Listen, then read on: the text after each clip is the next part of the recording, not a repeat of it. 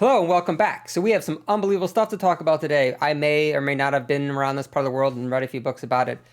So let's get to it.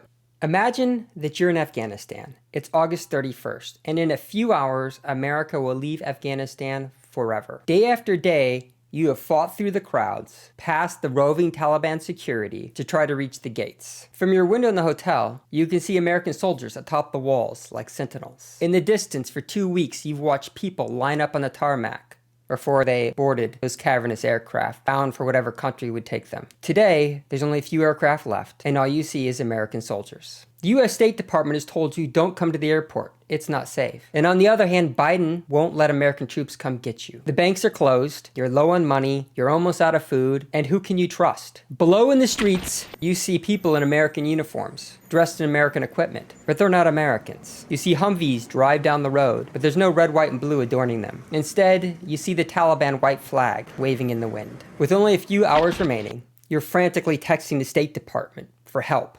Send somebody to get me before you leave. They respond, you're not forgotten, and we're gonna work diplomatically to get you out. But no one's coming to get you now. Soon, you see the last C-17 lumber into the sky, and you realize that you're alone in a country that has no law save Sharia. You've been abandoned by an administration that promised that they would get you out. And yet, they refuse to let soldiers come and get you. Soldiers and Marines that by definition have taken an oath whose very duty is to protect American civilians. And yet the Biden administration won't let them do it. Biden has set an artificial deadline to leave Afghanistan.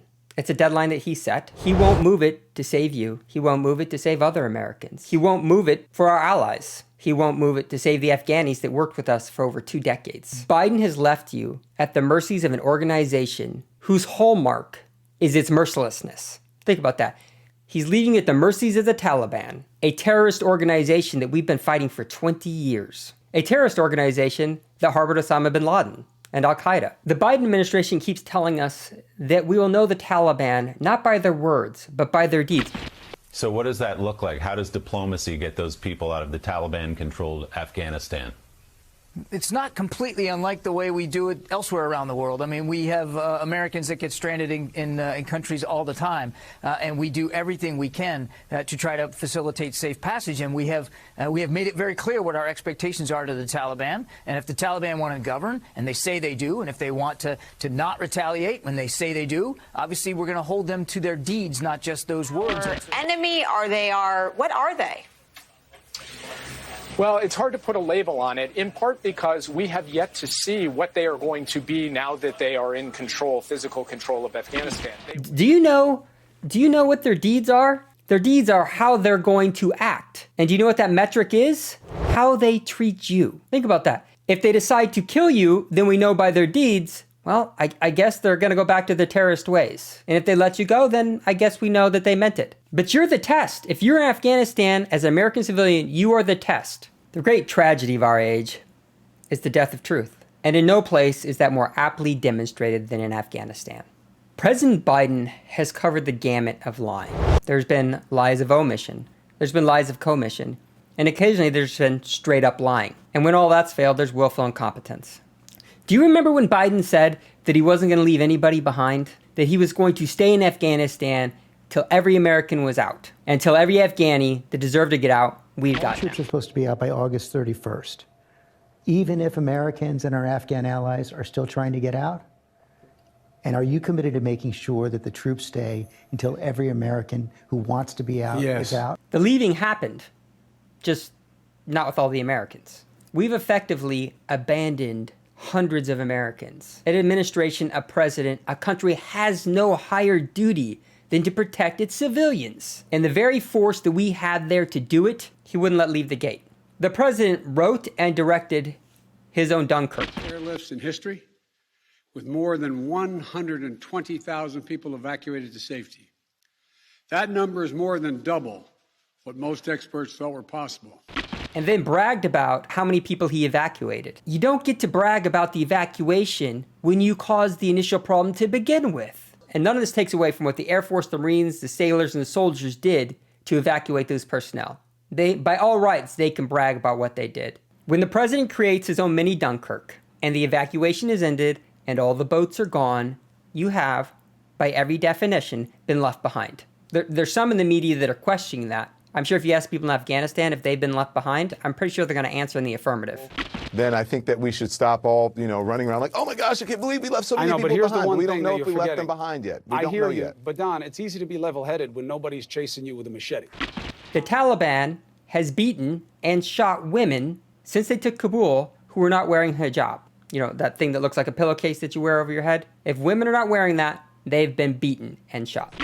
We need to have a procedure and a plan in place. Security force is not operational. They are not trained to deal with women. Here's the thing. The Taliban has done those things, and ISIS is to the right of the Taliban.